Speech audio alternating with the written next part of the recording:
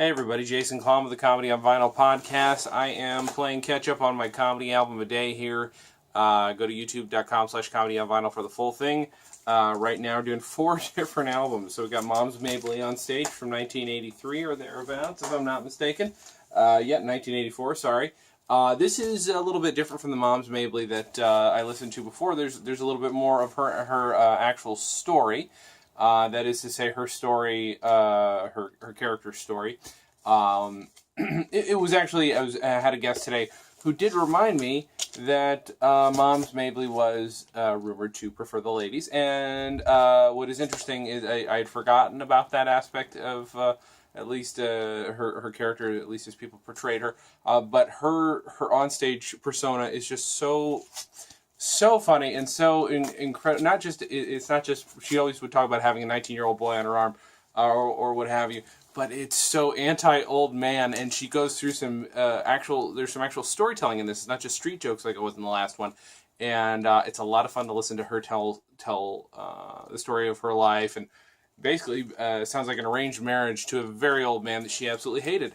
And that could be dark, except for just the way she tells it is very. I mean, it's a dark concept, but it is the way she tells it is obviously a lot of fun, and things to think about. I don't know enough about Mom's Mabley's life, of course, and I'm gonna.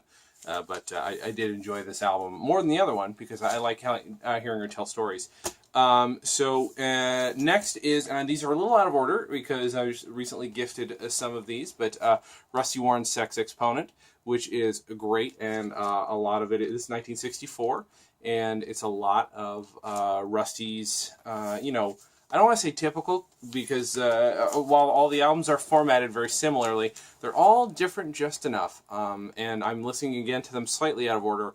I'm going to make a point at some point to go listen to them all the way through to kind of come up with more of a thesis about her work, but Sex Exponent is a lot of fun and does contain a whole lot of just kind of trying to put guys in women's shoes, just to sort of explain to them, guys think that they would be, they could do whatever we do. They would, how we wish we could, just sit around and listen to the TV all day. She said, if, all they got to do is, walk around, carry a child for 9 months, et cetera, et cetera, et cetera. And that's a big part of it.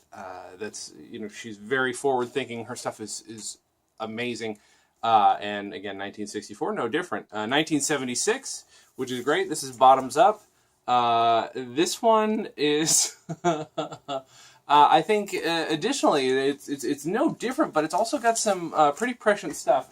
One second, I actually had a note about it here, so this is, I apologize. Oh yeah, that's right. So she's talking a whole bunch about sex education for adults, which is a great funny thing, but it's also obviously incredibly true. At the time, sex education, we talked earlier about, she talked earlier about how, your parents wouldn't tell you. This is mostly for women. How they were expected to just figure it out as they went along. Once you get married, you just figure it out as it goes. This is just, she's just proposing there should be sex education for adults, and kind of expanding on that in a funny way. And actually, at one point, the most prescient thing in this is that she talks about, you guys who are out there inventing, you have to stop inventing, because at some point, you're just going to invent yourselves out of a lay, basically. Because she said, you're going to be in one city, she's going to be in the other. You just be able to press a button and whoopsie, and something like that. And she basically anticipated,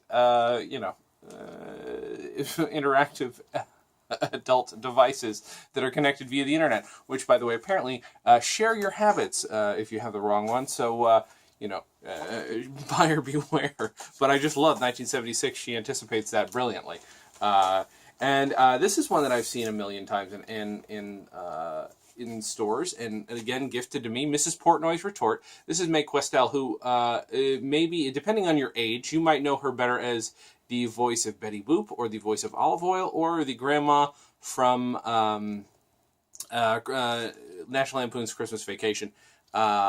She's delightful, and in this she's playing a Jewish mother of the character Portnoy from the book Portnoy's Complaint, where it's basically, it was a very controversial book. This is 1969.